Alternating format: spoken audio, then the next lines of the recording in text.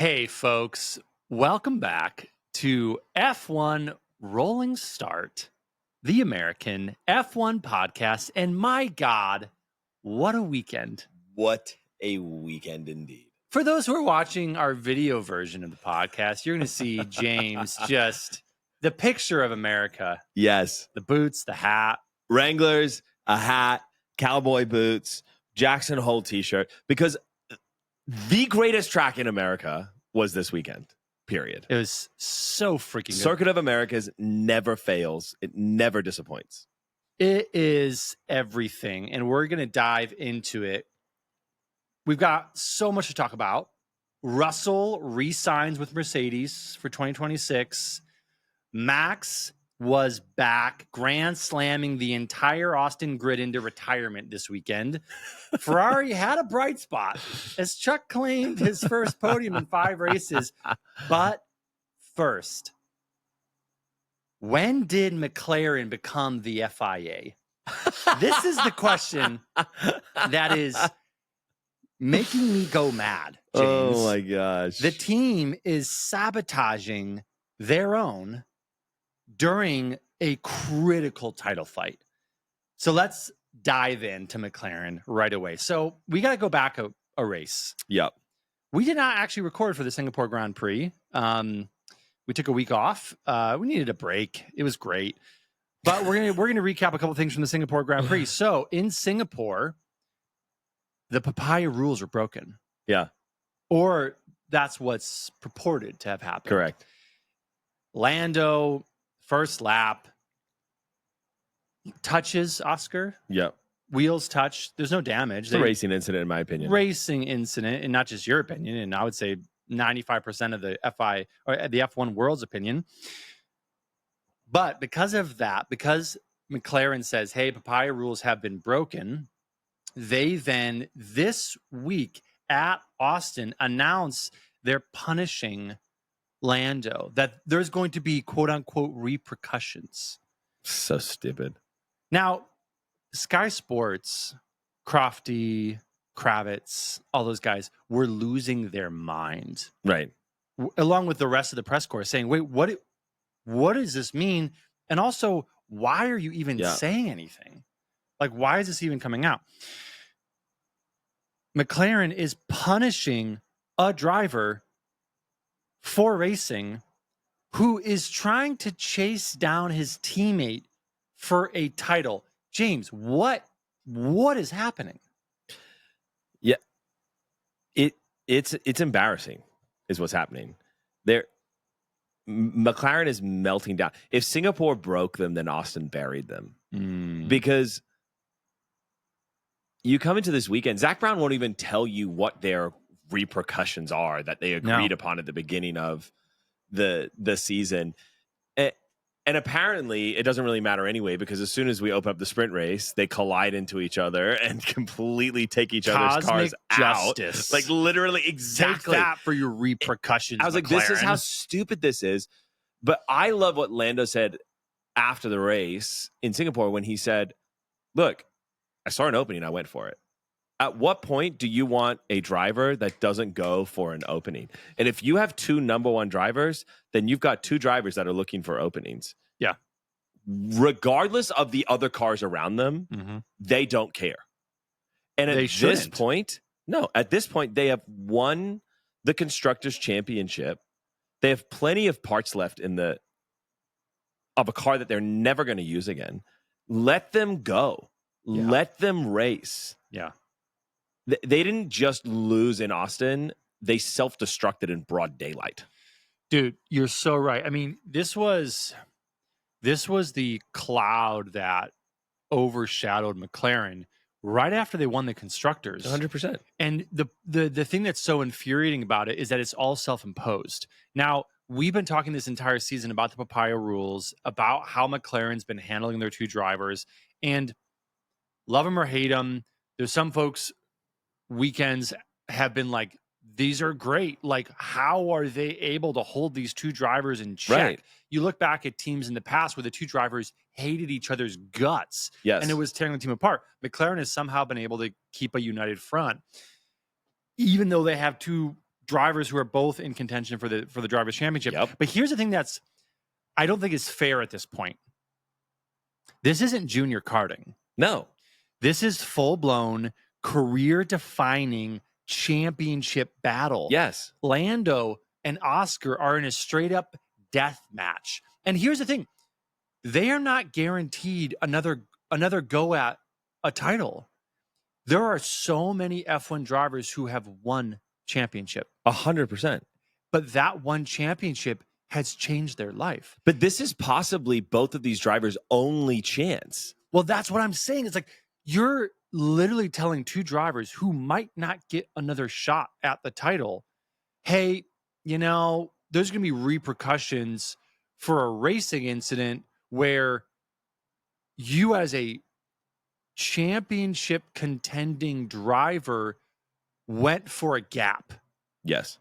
And you touched tires. Now, I want to just rewind a little bit back to Monza last season. Do you remember when Lando was leading Oscar? And I think it was like turn 3 or 4 when frickin' Oscar went for a gap and overtook the lead of the race. And Lando was like, what are we doing? Several commentaries went back to that race and said, well, hang on a second, Oscar. Because in Singapore, Oscar lost his mind. And a lot of them were saying, wait, hang on a second, bro. You can't have it both ways. Correct. In Monza, you literally went in for a gap when your teammate didn't think you were going to challenge him for the lead of the race. Exactly. Overtook the lead of the race and 100%. screwed your teammate. So this is racing, and we would celebrate you for that. We thought it was an incredible move. Great. You got to celebrate Lando when he makes a move like that. So this is the thing that's frustrating at this point. The team is getting involved in a way that I think is risking Lando's legitimate shot at the championship. And that's not fair. Well, McLaren has become an overbearing helicopter parent. Yes. And so we have kids. It's like that parent at the park that the kid wants to go down the slide backwards and no. We sit on our bottoms, or they're putting their Matchbox cars down the slide and they're like, oh, other kids might not like that. It's like, dude, just let them be kids. Just let them drive. Just let them race. You have the constructors in the bank. You have all the money that you need. You're focused on next year anyway. Just let them race. Yeah. But because of where we're at, we have 2 DNFs from the sprint race. We have 0 accountability. Mm-hmm. And we have McLaren melting down. Both of these DNFs lost them points. For another time, Piastri has lost double digits to a rival as the leader of the driver championship. This weekend, Max cut into the lead by 25 points. He has now outscored both McLarens over the last 2 races. It's even more than that. He has outscored the McLaren drivers in the last 4 race weekends. This is the first time that McLaren's had both their drivers in the top 5 since Canada. Is McLaren cracking, James? Red Bull has 3 straight weekends with 0 operational issues because it's a team with 1 driver, Max. I mean, obviously Yuki's Yuki. And McLaren is still today. They had a 3.8 second pit stop for Norris. Yeah. Which means that he had to work back on soft tires through the dirty air of Chuck to overtake him. Yeah. Which he did masterfully. Here's the thing. Red Bull is back. They have turned it around, and the data doesn't lie. 100%. Max, in the last 5 race weekends, one of them being a sprint, this last one, has scored second, first, second, first. Mm-hmm. He has outscored his McLaren counterparts in every single one of those, save the Dutch Grand Prix where Oscar won. And so Max is back. Yes. Red Bull is back. And this weekend, Max is in McLaren's head. Yes. Max his number is 1. You know why? Because he's the defending world champion. He's going for 5. He's the defending world champion. And this weekend, he literally said, like, yeah, it could happen. It could happen because he understands the team has continued to invest in this car. They have continued to actually design and bring upgrades, and the car is balanced in a way it hasn't been. And so I think McLaren slept on Max and they slept on Red Bull, and they've seen the design shift and they've realized, oh, we took this thing for granted that we were going to have the double championship. Yeah, for sure. And here's my thought. The repercussion conversation, that's a signal that Max is in their head. 100%. Because I think what McLaren's trying to do is they're trying to say, listen, guys, if we don't settle you two down, Max is going to come straight through and win. So we need to pick one. And this Ted Kravitz, freaking love Ted Kravitz. Ted Kravitz this weekend said, McLaren won't tell us what repercussions mean. So when you're trying to find an answer, what you do is you ask other teams. Yes. And he's like, I asked Red Bull, what do you think the repercussions mean that McLaren's reference? And Red Bull said, well, we actually think that what repercussions mean is that McLaren is going to prioritize strategy for Oscar in qualifying.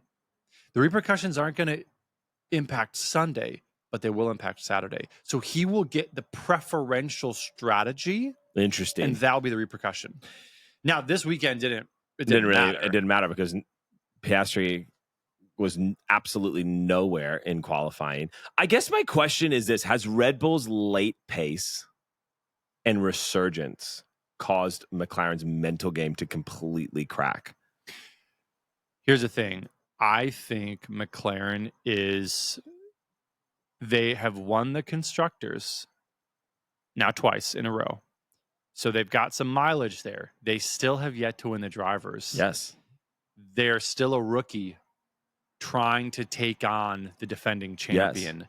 And there's some mental stamina Max has. 100%. And there's some muscle memory he has that McLaren doesn't have yet. Yes. And so I do think, they are starting to. But who's to blame for this collapse then? Is it the drivers or is it strategy? Is it the team or is it Norris as a Piastri?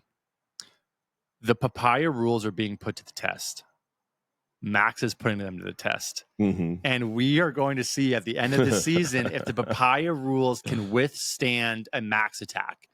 And I don't know if they can. Yeah. Because we're seeing those rules being really tested by a difficult championship. Do we see Andrea pulling a Toto Wolff team orders and backing one driver for the rest of the season? Well, that's what Ted was saying. He's like, listen, Red Bull's saying, hey, we think they're going to pull team orders and say, Oscar, you get preferential strategy. Yeah, but I mean, qualifying. Totally. No, we're helping Oscar win this.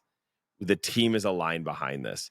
Are they too afraid to lose Norris? If Red Bull has one more dominant Grand Slam weekend and McLaren has one more atrocious double, I think they have to. Now, here's the thing. I don't agree with that. Right. Because this entire time you have said we let our drivers race. Now, they have given them very clear framework and the Papaya rule framework. But at the end of the day, you've got to unleash these guys. Max is unleashed. And you see the kind of results he's pulling when he's unleashed and has nothing left to lose. Yes. McLaren, this is the problem. McLaren has everything to lose still. Yes. These drivers have everything to lose still. 100%. But I think you've got to let them go. And I think that the problem is that it was so easy for them to say we have two number one drivers at the beginning of the year when your car dominated. Yeah. And no one was, both of them were 10 seconds ahead at times of the rest of the field. Yeah. It's easy to say we have two number one drivers there because, of course, both of your drivers. But now we have two number one drivers. We have one in second place and one in fifth place in Austin. And we went from having the most dominant car to now Leclerc and Hamilton in a Ferrari that can barely get its feet together are ahead of Piastri. Dude, I'm telling you, man, the rubber is meeting the road for McLaren 100%. right now. Again, constructors, you got your money. Yay, your second constructors in a row. That's great. Good for you. But the pressure cooker has just turned up. Yes. And Max is there just turning that up. Like, here's the thing. 100%. So Oscar, the last 4 race weekends, he has been second, he's DNF'd, he's been fourth, and he's been fifth and a DNF, or a DNF and a fifth here this weekend. Like, he has not had a good string of it. And in that same time, we've seen Max never fall below second. That's crazy, so, dude. Oscar, that is crazy. As cool and as calm as collected as he is, he had an abysmal Azerbaijan. He had a bad Singapore, and he's had another off weekend. He's now had 3 weekends in a row where he hasn't cracked fourth. That's this wild. From a guy who was scoring first and second almost back 100%. To back to back. So I think it comes down to it where we saw this when Red Bull was trying to take on Mercedes, when Max was trying to get his first drivers against Lewis. There's something about that muscle memory and that history that a driver has with winning. Yep.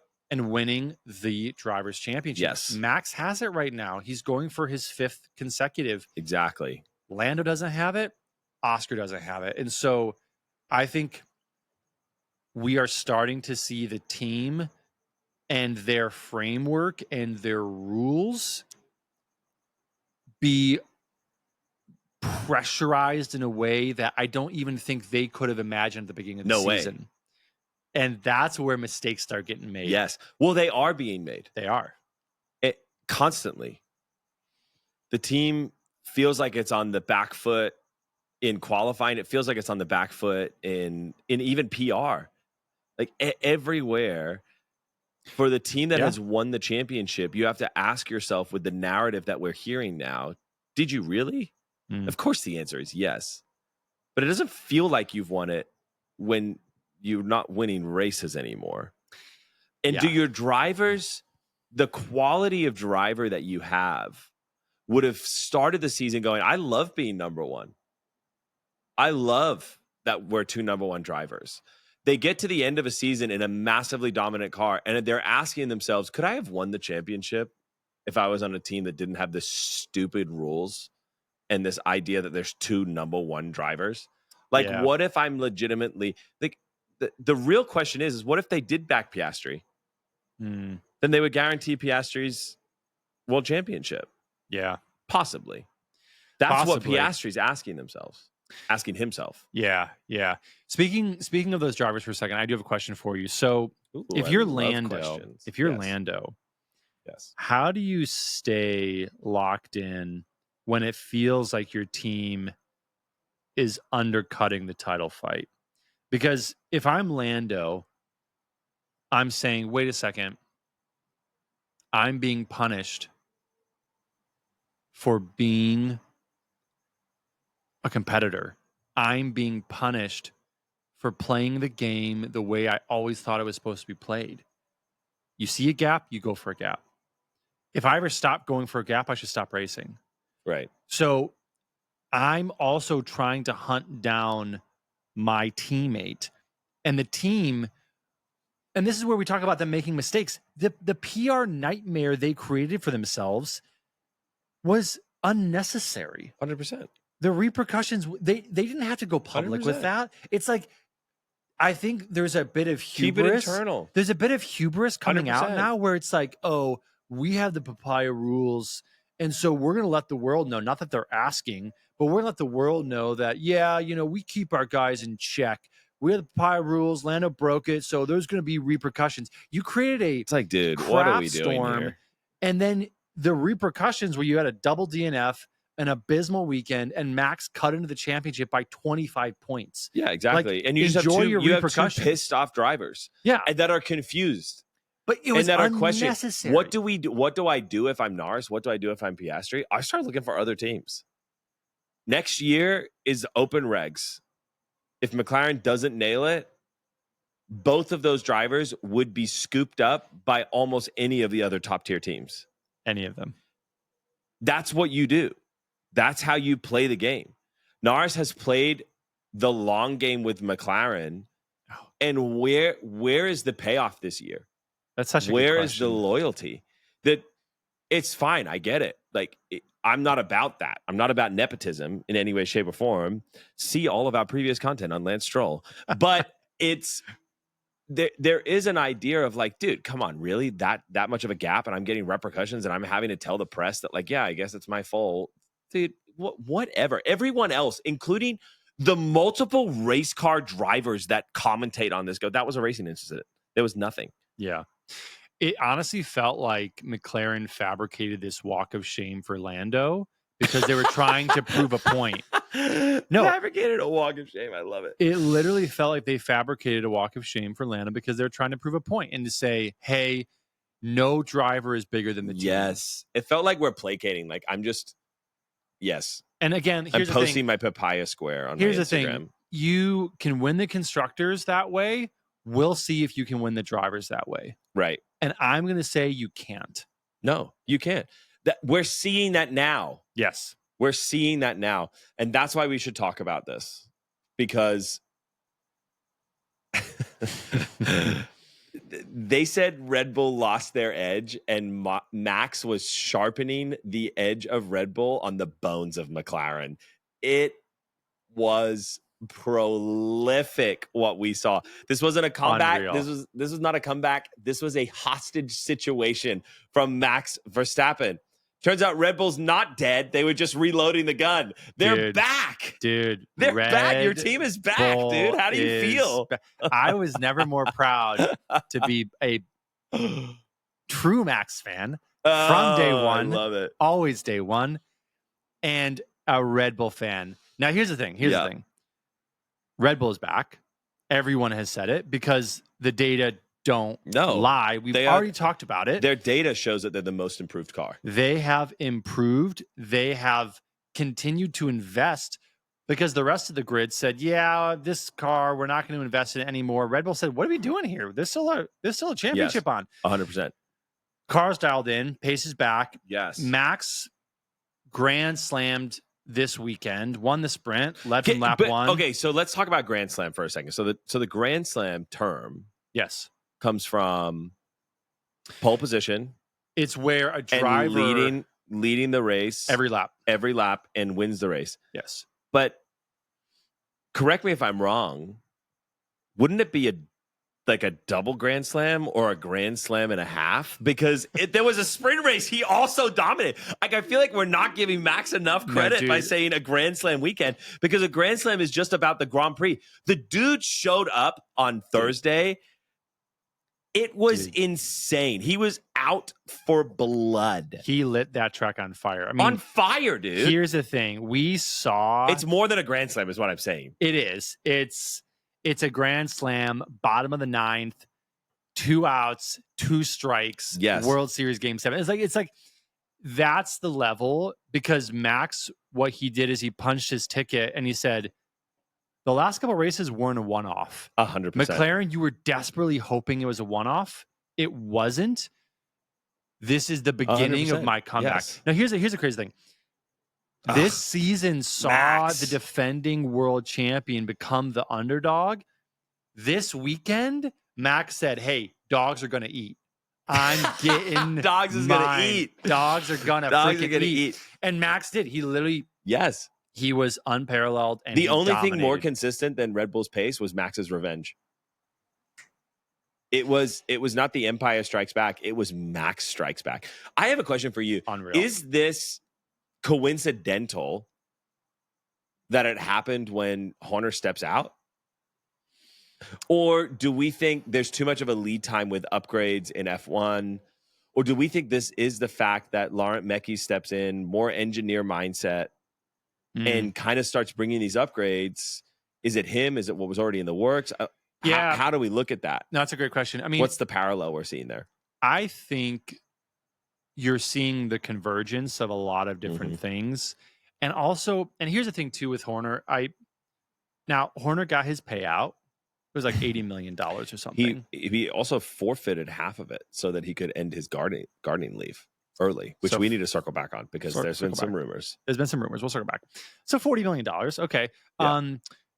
And he was, he was beleaguered the last couple of years. I think what it was is beleaguered. It was the convergence of a new technical director at the top, but it was the weight of that season dropping off the team. Yes. Now, Horner was loved by the team. There was folks who were incredibly impacted when he got sacked. And he was sacked in a very Red Bull-esque fashion. Totally. Just as Danny Rick did not get a victory lap, Christian Horner didn't get a victory lap. It was, thanks for your time, you're done. Yeah, appreciate the 20 years. Appreciate it. Appreciate what you've built, you're done. So it was very Red Bull-esque. But here's the thing. I think what it allowed the team to do is to say, okay, that chapter is closed. Yeah. It's done. We still have a job to do. And I think it was just the convergence of all these different timelines coming together at the right moment, where if they had waited until the end of the season to get rid of Horner, I think we would see the same results that we had before. McLaren, the two drivers would be the only two fighting for the championship. I think the team actually said, if we get rid of Horner now, if we bring in Meckies, we give ourselves a fighting chance for the drivers. Yeah. Now, the results, I think, are rewarding that gamble because it was a gamble. You're not guaranteed results when you switch leadership like that. But I do think it was a convergence of all these different things that you can't 100%. Argue with the results at this point. They've turned it around. It's real. It's not track specific. And the question that you're asking is, did they fix the car or is this just Max's brute force? And I think the answer is yes. Yes. It's both. I think they fixed the car a little bit, and I think Max is a force to be reckoned with because rewind, you're right. You're to like 6 races ago, we had written Max 5th championship off. Oh yeah, absolutely. Now we're in Austin going, dude, this guy could go number 5. He could break the Red Bull curse of no more than 4 championships. Dude. Like he could. It's real. He could do it. He has single-handedly, and I don't say that lightly. Yuki gave him 22 points this season, so I'll give Red Bull the 22 from Yuki. He has dragged that entire team into 4-point contention with Ferrari. We'll get to the do you understand how insane that is? Max is a Formula One team on his own, is what I'm saying. 311 points of their 331 points. Everyone's wondering when the next Red Bull dynasty is going to start. Max is the monarch. He is. He is the king. He is. He is what Red Bull has always been looking for, which makes me nervous for Red Bull's future. But at the same, I see a different are you Max nervous now though? Because here's the a little bit. I know Ford's coming in, but they have a new direction. Yes, but I'm nervous for them. Shifted. Yes, okay, yes, but Ford, no Newey. I know. It's terrifying. I know. It's terrifying. It's first. I will say this: Max historically has not been a driver that I've there's been no magnetism for me. I'm really starting to genuinely like Max as a Formula One driver. I've always respected him. Let me say that. I've always respected his craft.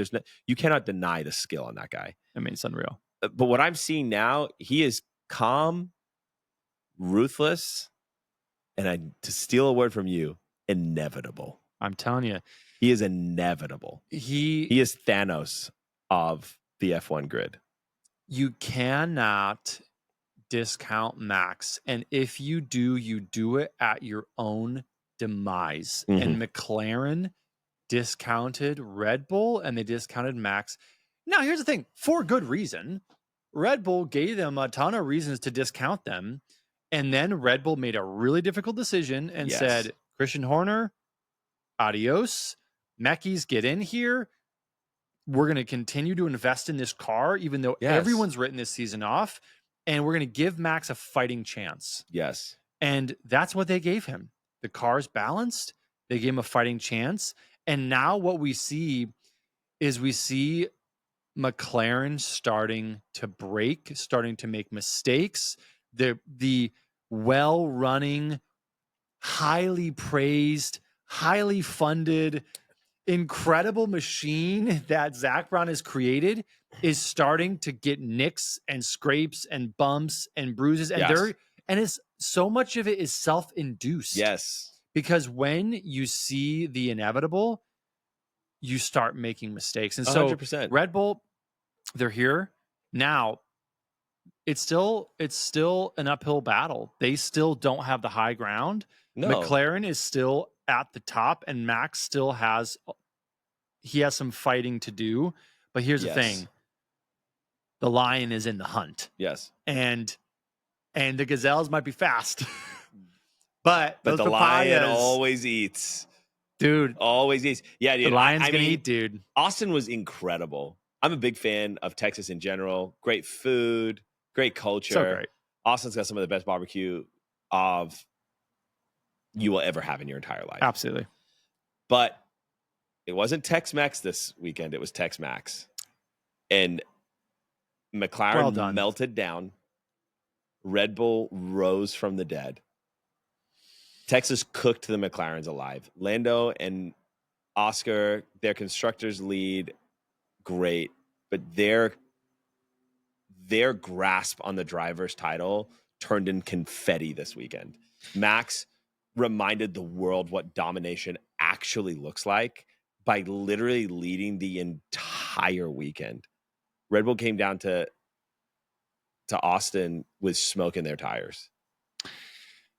Do you think Max is now the favorite to win the drivers? Everyone, I was just thinking about this. Who doesn't love an underdog story? And to start in America, author and perfecter of underdog stories, like they came down here with smoke in their tires, vengeance in their eyes, and they were ready to lay something down, and they dominated the whole weekend. A wire-to-wire win. And where were McLaren's golden boys? Faffing about. Piastri's in P5, dude. Like, it is out of control. The American GP didn't just swing the championship. It literally flipped the entire narrative for the rest of the season. Max is back. McLaren is fractured. Red Bull has been reborn. And everybody else is trying to figure out what the hell just happened. Dude, yeah. I am in love with the rest of the season. Dude, it's going to be so good. It was a storyline worthy of the American Grand Prix. 100%. And again, we're going to be racing all the way to the finish now. Like Max is here on the attack, and Red Bull is not going anywhere. So they're in hunting mode, and McLaren has to pray they stay ahead. It's still possible. But they've got their work cut out for them. It's 100% possible. Absolutely. We're just going. It's just that Max seems to have the momentum. Sorry, let me rephrase that. Max has the momentum. Yes. And he does. We're going into Mexico, which is historically a strong track for Red Bull. Oh, yeah. And so with Red Bull on their resurgence, McLaren in the midst of a civil war, and the Red Bull team on the pit wall executing perfectly. I think Max could pull number 5 out this year. If that happens, it will be one of the greatest Formula One stories from the opening of the season until the end of the season that we've seen in years. Because he's defied the odds. I mean, 100%. And the last thing I'll say on Max, then we can move on. Max, if you think about this for a second, the environment that he has had to create for himself as a sports person in the midst of all of the insanity of the last couple of years at Red Bull, where he has had to find a way to stay grounded. Yep. He has had to find a way to stay focused. He has had to find a way to stay engaged and motivated as there's been just this utter political just hurricane within the team. Yes. As there's been the migration and the exodus of so many of the cornerstones of that Yes. team. Newey being a huge one of them. Horner. I mean, like, you think about, like, yes, Max, that's why, to your point, it would be one of the great comeback stories within F1 because Max did this and is achieving this in the most unideal circumstances. Yes. Now, the team has stabilized, but Max has been the North Star of that team. Yes. Toto, I'm sorry. you and your galaxy of North Stars. No. Max has been the North Star of Red and Bull. I start twitching, dude. Max has been the North Star of Red Bull. He has been the one thing that team has been able to rally around. I mean, you think about that dude has had 3 teammates in less than a calendar year. Yes. Like, you have thrown, Red Bull has thrown everything they could 100%. At Max, and Max has remained constant. Like, the mental fortitude you need to be able to perform at the highest level. Incredible.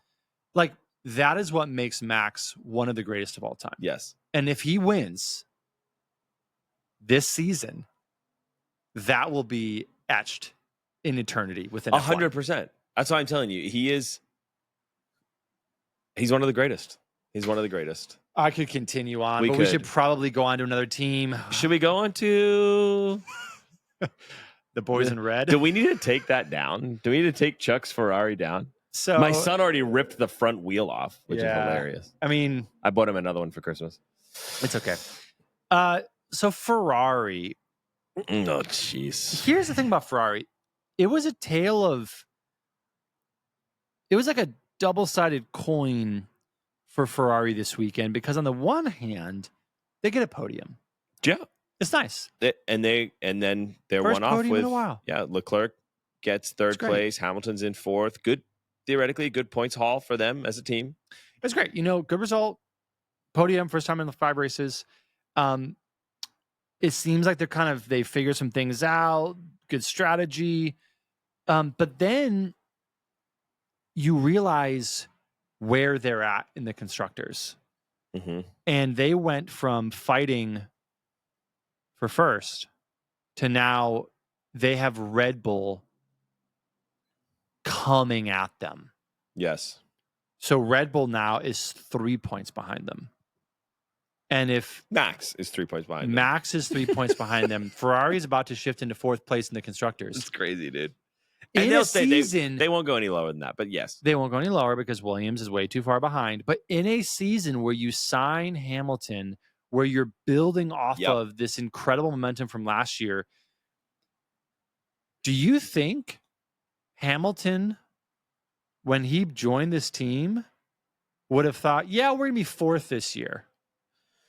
Well, considering that they were a really close second on McLaren last year, no, I don't think that's what he was expecting.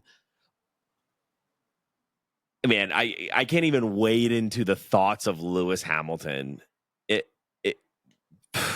Number one, I will say this to his credit, he's getting closer and closer and closer and closer to Chuck. Their car's performance is getting worse and worse and worse and worse. Like they're not developing in a good way at all. Well, they've already said they can't develop this car any further. Like they kind of got into a development cul-de-sac, and they were just like, well, we just got to focus on next year, so they got to stick with what they got. I've stopped calling Ferrari's development, and I've started calling it déjà vu, because basically they show up to Austin with something to prove, and all that they prove is that they still don't understand it. They somehow get Leclerc into P3. Yeah. And there was some strategy there that helped. But he even comes on and he goes, we don't really know how all of a sudden our car turned on. I'm like, how many millions of dollars and how many does this car cost? How many hundreds of millions of dollars are you paying all of your employees? And you can't figure out how to turn your car on and off on the weekend? This is out of control. They promise the gains and they never deliver. Now there's rumors in the paddock that Christian Horner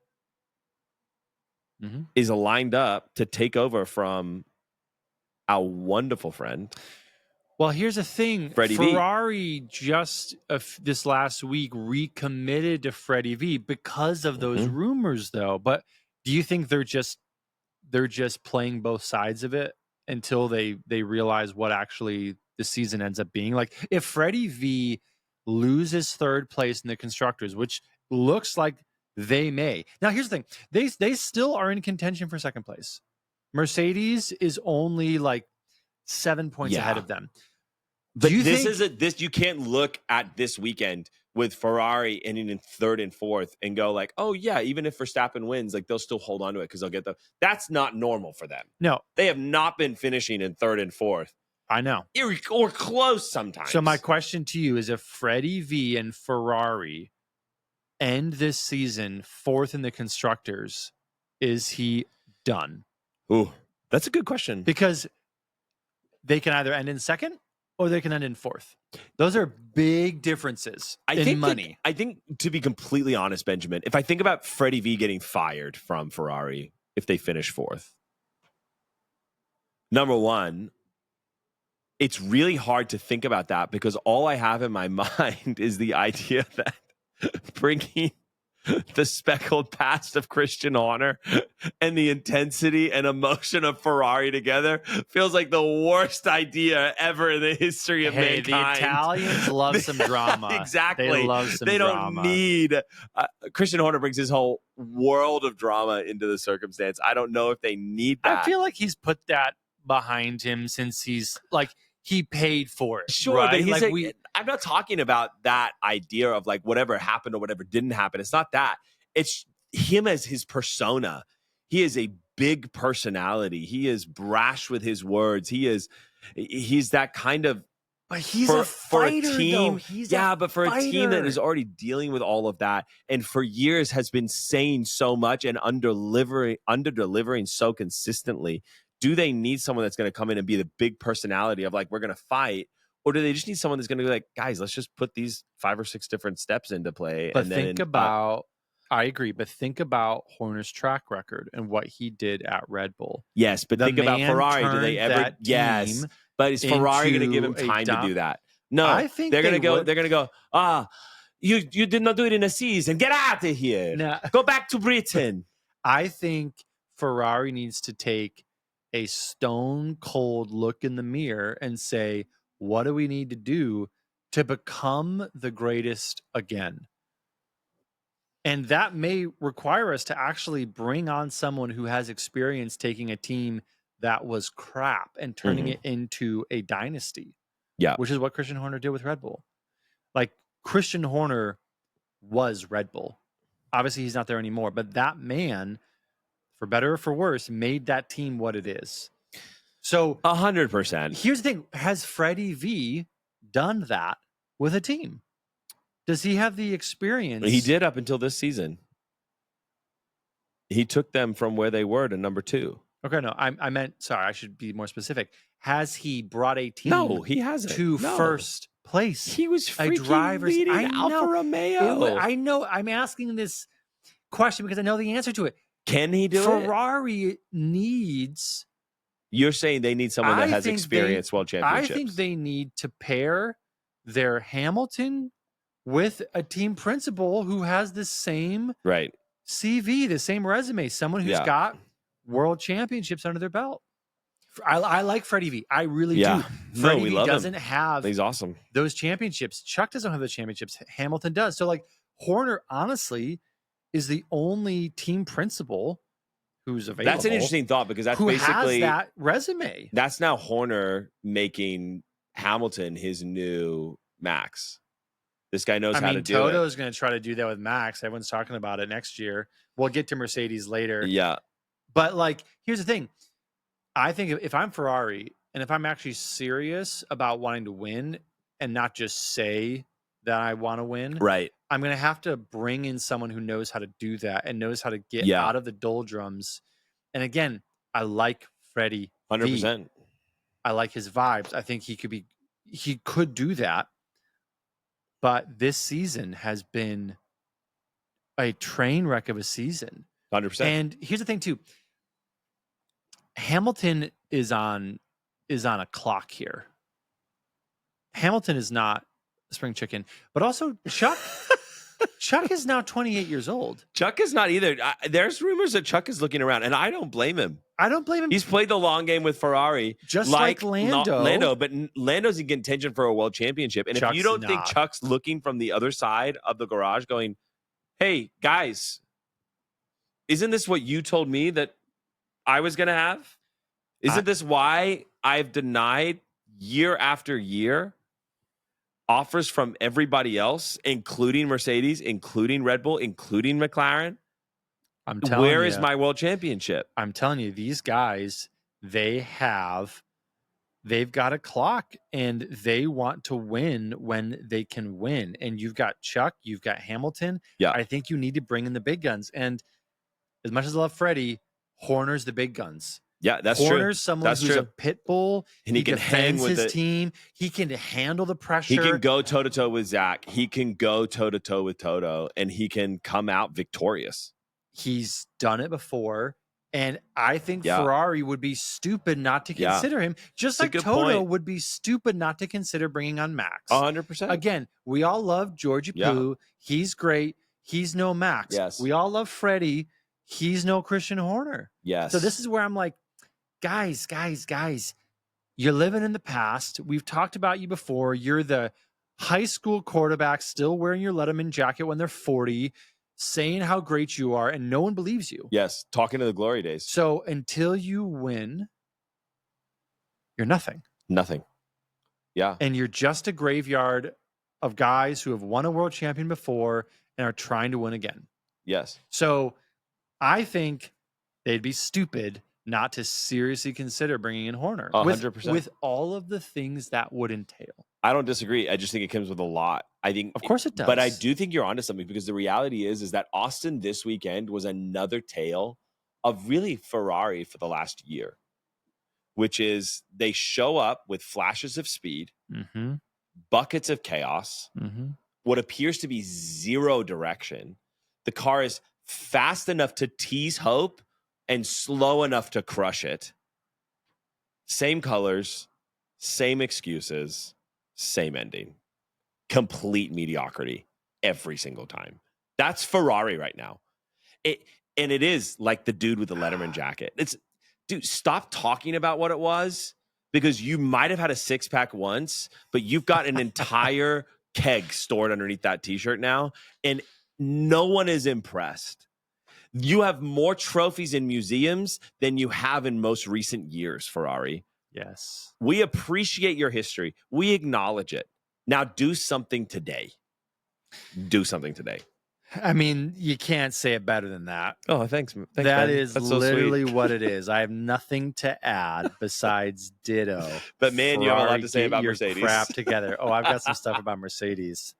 Let's go to Mercedes. So Mercedes. The Silver Arrows? Is that who you want to talk about? The Silver Arrows. Let's talk about them. So, Russell, let's go back to Singapore for a second. We took the week off, but something important did happen at Mercedes. Russell wins. Russell won. Russell wins Singapore. Good for Russell. And what a juxtaposition to the previous year where he crashed. I mean, it was, again, this cosmic justice where the F1 gods said, Russell, we see you. Here you go.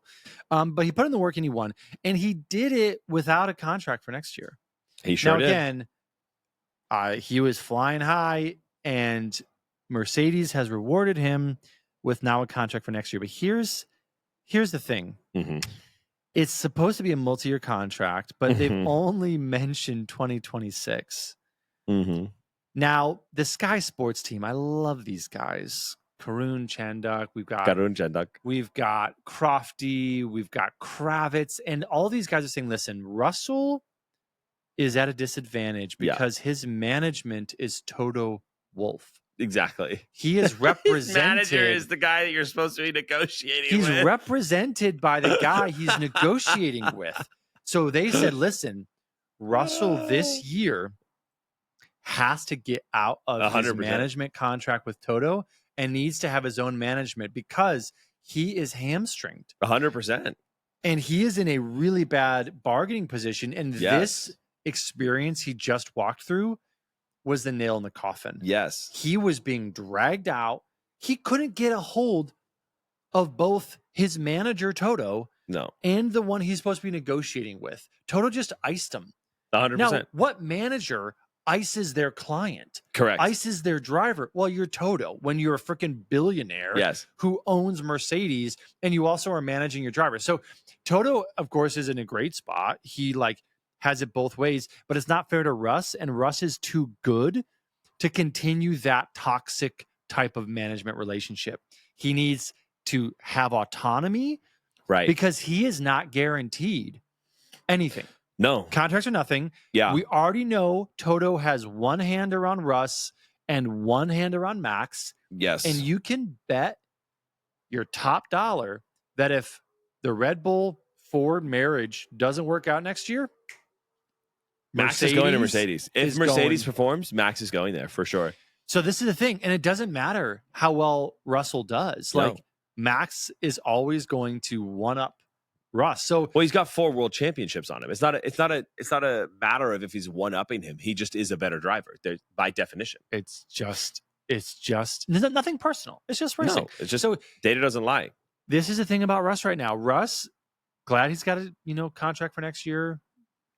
Go get yourself a manager. Yes. That's 100%. not Toto Wolff, who can string you along. And you need autonomous representation. Yes. Yeah, I couldn't agree more. Yes, he does. And I think one of the reasons is that, look, they didn't have a stellar weekend in Austin, but I don't think Austin is a great representation of their season as a whole. I think while McLaren is imploding, Ferrari is combusting, Mercedes just is at the moment. They're just showing up and they're just doing the job. Yeah. Russell just keeps dragging the W15 like it owes him money. And Kimi Antonelli is the rookie that's just getting incrementally faster and faster. This more confident and more confident. Yeah. It's not flashy, but they're consistent. In a season that is quite chaotic at the moment, it pays off. And we saw that in the sprint race. Obviously, there's not massive points. I think Austin was Mercedes saying, we're not dead. We're just waiting for everyone else to screw up. And that's kind of their story this year, but they've nailed it. Like, if that's their strategy, they've nailed it. Like, I always say it, George is the silent assassin of 2025. Like, he is just, he's the creepy dude in the corner that's at the party, and he's just kind of like, hey. Like, he's just kind of there to clean up the point. He doesn't talk. He just collects podiums. He's not, always on the live feed because he's not the hot thing that's going around the track right now. It's always a fight between somebody else. But when everyone else panics, George just keeps cashing in their points. It's amazing what he's done this season. Again, like, Russell's done a great job this season. He really has. Like, he is a good driver. And Singapore showed that. Like, this guy knows how to drive. Is he the best British driver on the grid? No. There's him. There's Lando. Hamilton. Lando. Those are the only 3? British. I think those are the only 3 at the moment. I would say right now it's Lando. Okay. Because he's number 2, and the number 1 is an Australian. But do you think if Russ was in a... Like, I'm asking this because think about Lando and Oscar. What if Russell was Lando's teammate? Or do you feel that... That's interesting, yeah. I'm not saying who has the best car on the grid, who's the best driver on the grid. Of course, in the Mercedes, he can't go toe-to-toe with Lando.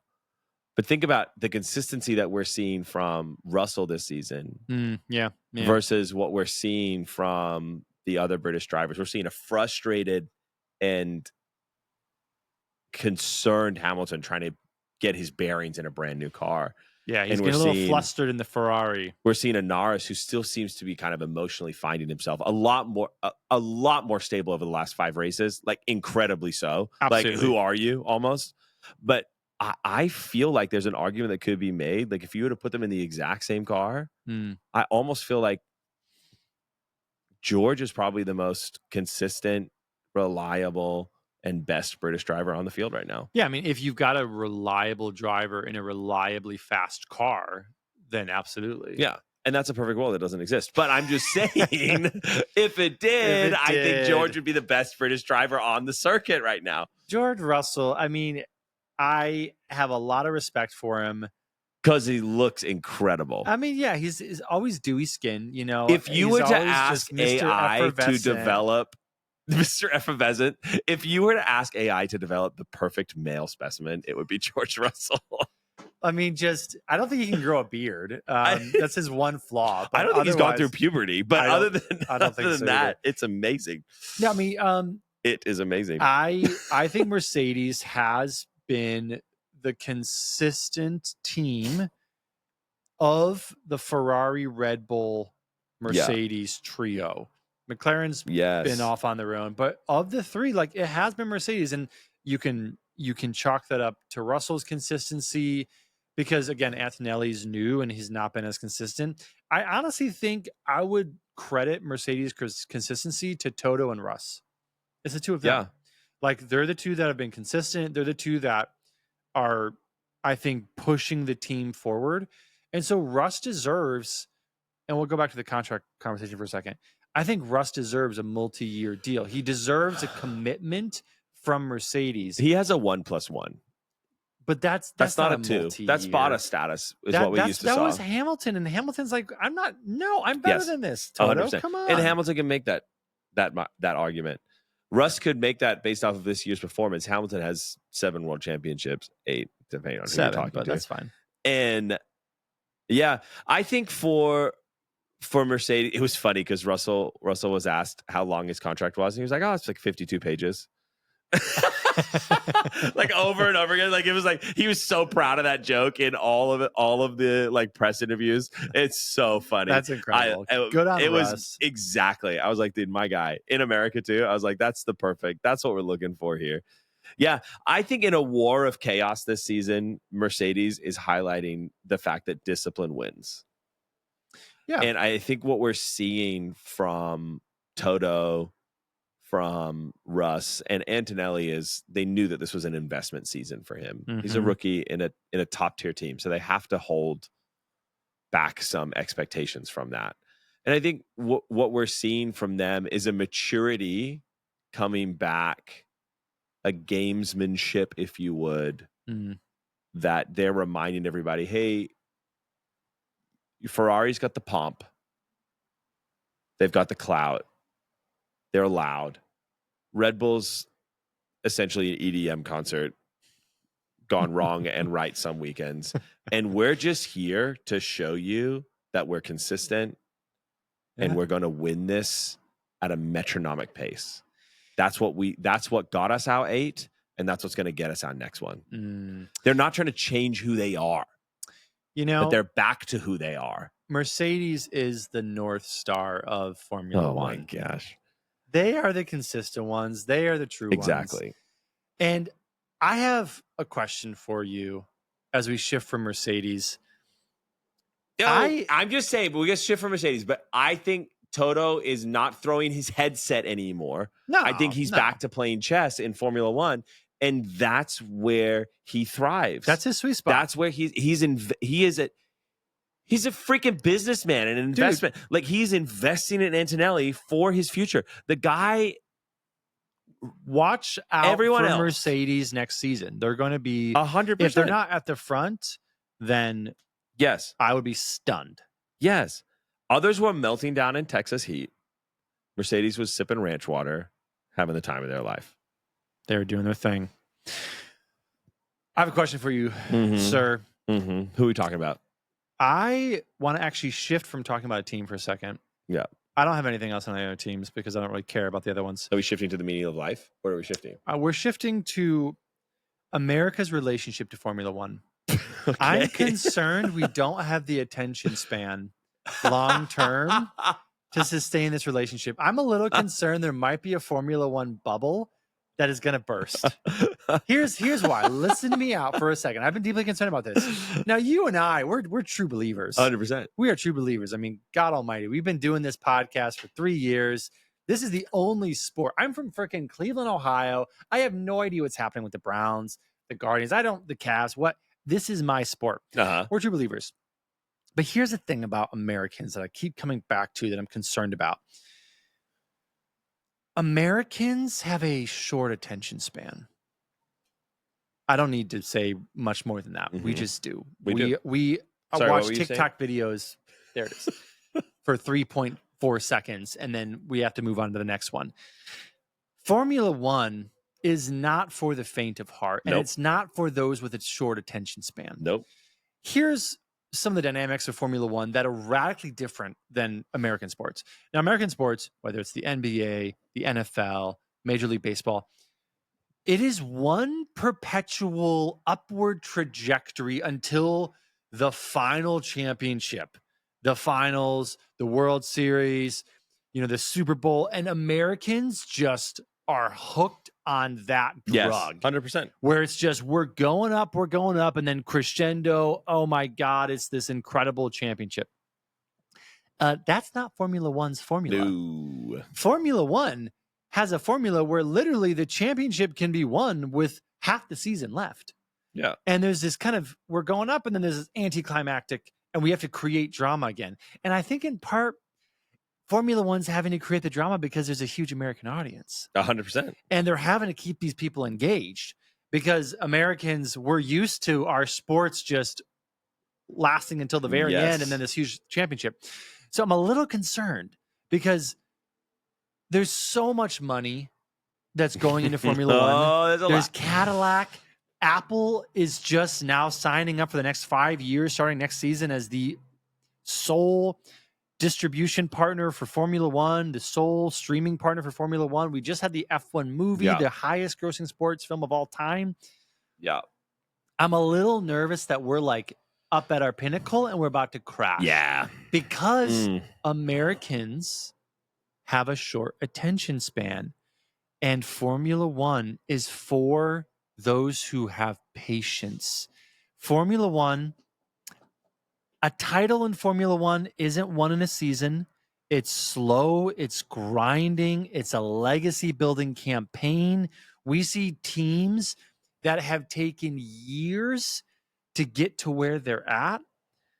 And I think my question is, do Americans have the same kind of patience to commit to Formula One as a sport? Or is the bubble going to eventually burst? I think it's a good question. I think it's a really good question. I think everyone is acting like F1 is the new NFL in America. And I think it's a stretch. Netflix made it sexy. Oh, I mean, Drive to Survive is the best sports documentary series of all time. Miami makes it rich. Vegas made it a little cringy.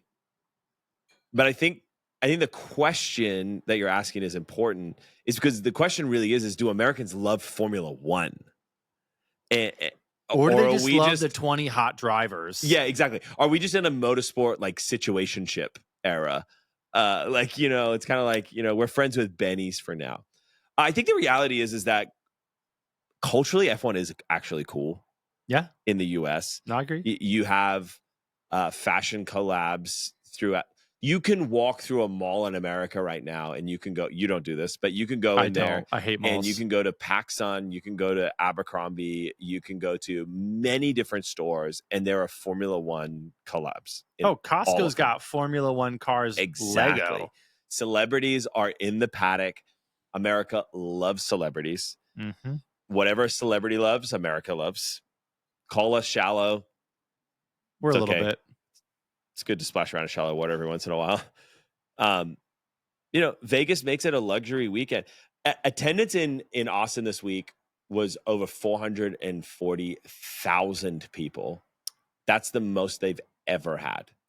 I mean, and when you contrast that to like a baseball game where it's like 20,000, 30,000, a football game, maybe 60,000. It's 440 over the course of a weekend. That's huge numbers. That's insane. Huge numbers. Miami sells out every single year. Mm-hmm. Vegas has people coming that don't even like Formula One. Mm-hmm. And I think the key for me and the answer to your question is it is not a fad.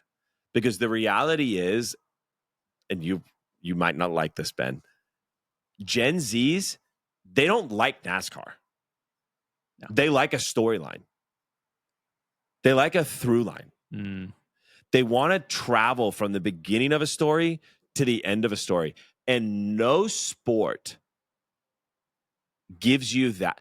We were just talking about it with Max. Yeah. If Max wins this like, imagine from the beginning of the season, the emotional roller coaster ride you're on as you travel through that. Yeah. And I think F1 delivers that. It's got the storylines. It's got the rivalries. Like you've got Lando Norris and Oscar Piastri starting out the season arm in arm and barely looking at each other now.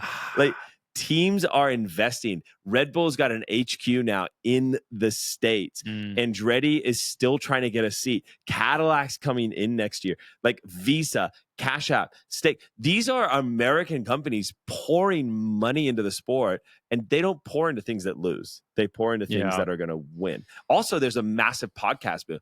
Like there's this one called Rolling Start. Oh yeah, and it is those guys. It's that whole idea of that sports bar debate, loud, funny, relatable, And so if that is it, then what could possibly go wrong?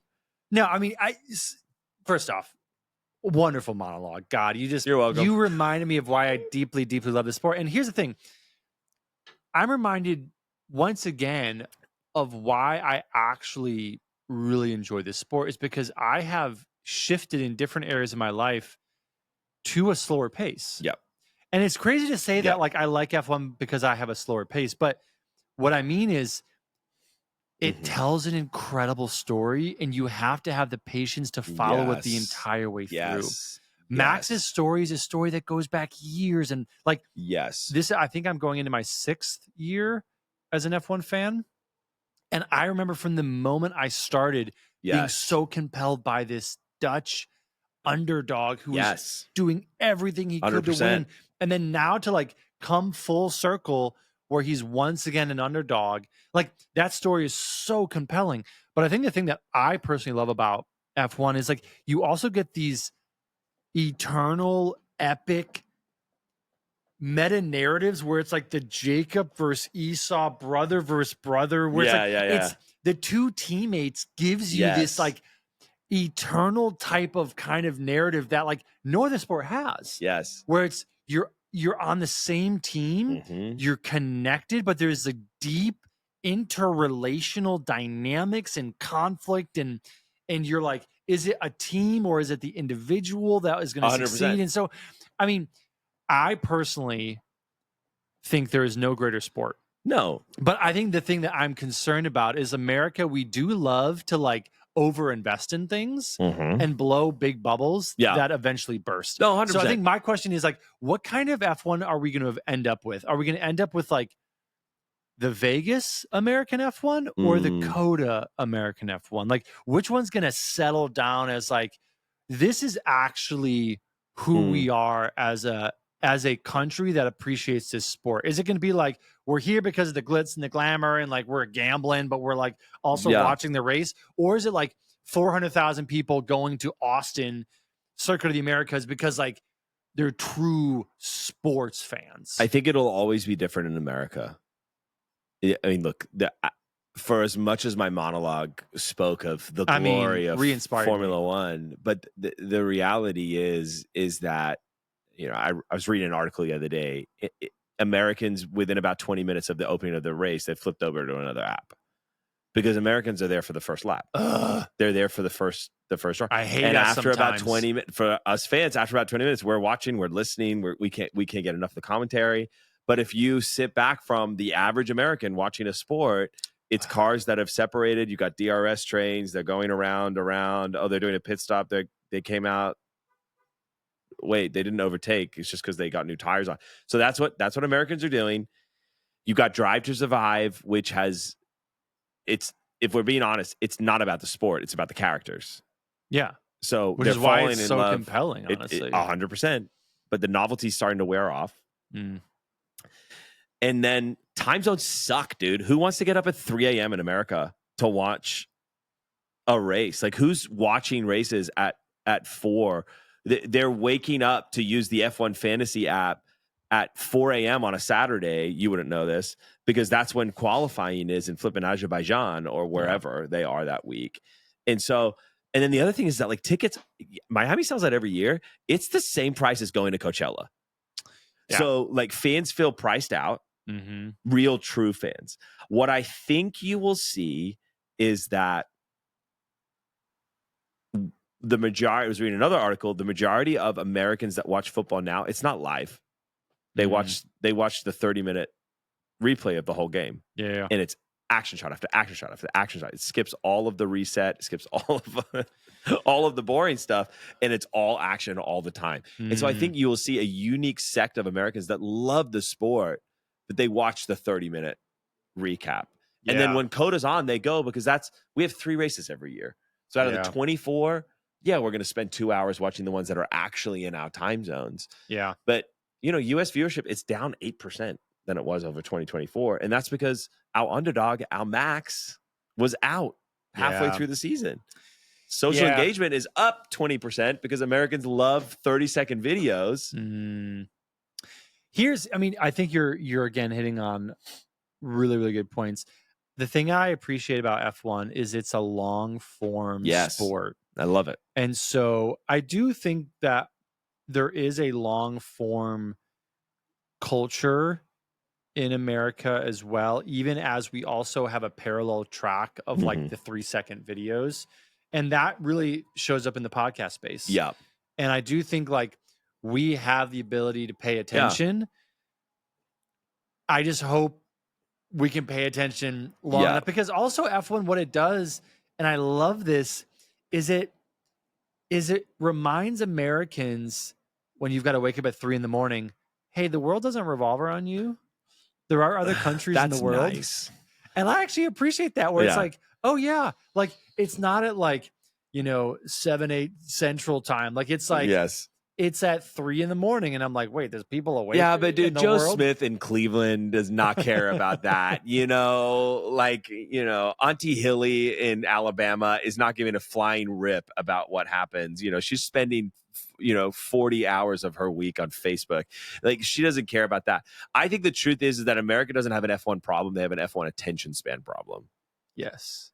And as long as F1 keeps reinventing itself, adding in new things, changing the camera angle, making it more interesting, which is better overall. As long as they keep doing that, I think the same country that's made it famous over the last few years, zero problem saying that. If it stays the way that it is now, always on the leading edge, then it'll be fine. Yeah. If they don't, then America will move on to the next shiny object by 2027.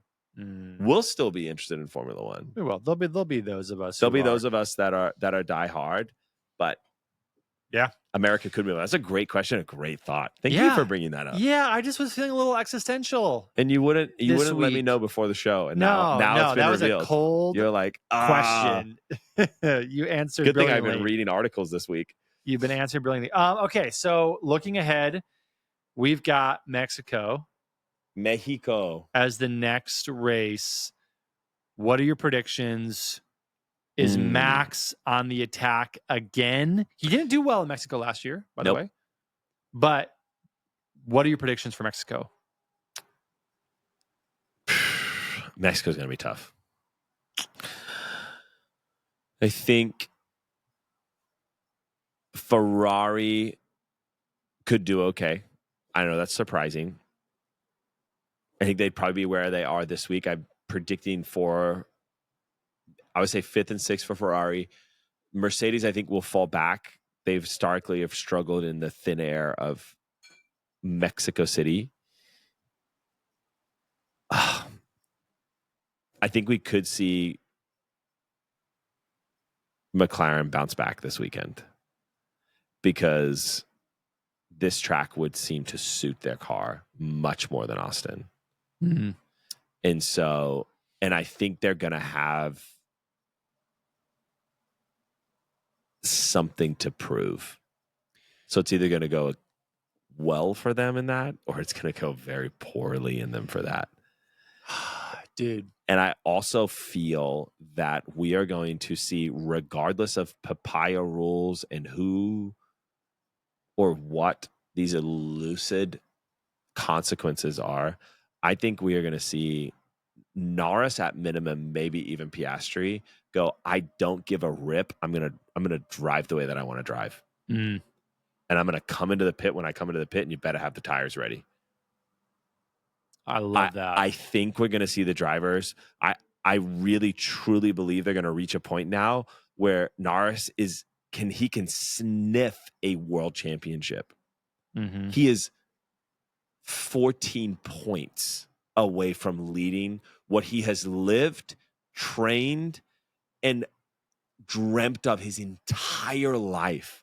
If you think he's going to throw that away because Andrea and Zach are saying 2 words, Papaya rules, forget about it. He can go anywhere and get any seat he wants once he's a world champion. So why not throw it all? I want them to pick the mantle up of the 80s, 90s drivers that just basically gave a proverbial middle finger to everybody.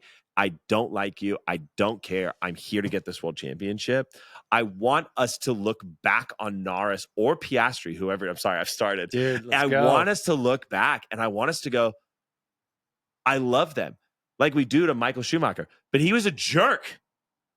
People hated him. Sometimes you got to be a jerk to win. Exactly. And that's what I want to see happen for the rest of the season. And that's what I'm looking for. So I'm going to say Norris P1, Piastri P2, Verstappen will be P3, and I think we'll see the Ferraris after that, and Mercedes trailing behind.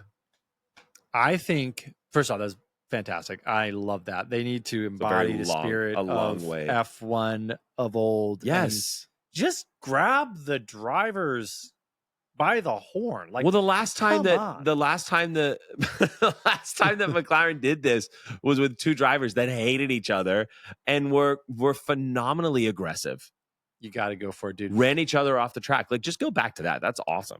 That's what we got to do. I think Mexico City, we are going to see an unstoppable force meet an immovable object. Let's go. And that can be true of multiple drivers. And the 3 drivers in my head is Oscar, Lando, and Max. And Max right now is the unstoppable force. Yep. And we're going to see Oscar and Lando, if they have what it takes to be the immovable object. Yes. And it comes down to those 3. Those are the 3 in play. No one else is in play. It's those 3 guys. 100%. And Mexico City, I think, is going to have outsized significance Let's go on the Drivers' Championship because Max has the momentum. And if McLaren's going to make a stand, and if they're going to hold on to the Drivers' Championship, they have to make a stand in Mexico City. Yes. And if they don't, Max is going to just steamroll ahead. And at that point, it becomes impossible to stop the unstoppable force, which is Max. So I think, like, Mexico City, McLaren didn't wake up at the beginning of this season and think it's going to have the significance it's going to have, but they didn't wake up thinking that Austin is where it's all going to fall apart. But like, this is such an incredible and important weekend for that team to just take the gloves off and say, go and race like hell because it's all on the line. And I freaking can't wait, dude. Yes. Mexico City is the linchpin of the 2025 Formula One season. And we are here for it. We'll see you after the Mexico Grand Prix. Thank you for joining us on Rolling Start, the F1 American podcast. And if you've listened this far, well done. Congratulations. Go ahead and subscribe. Send this to a friend. We would love to connect with you. Drop us a comment. We respond to every single one of them. And we'll see you next time. See you, folks.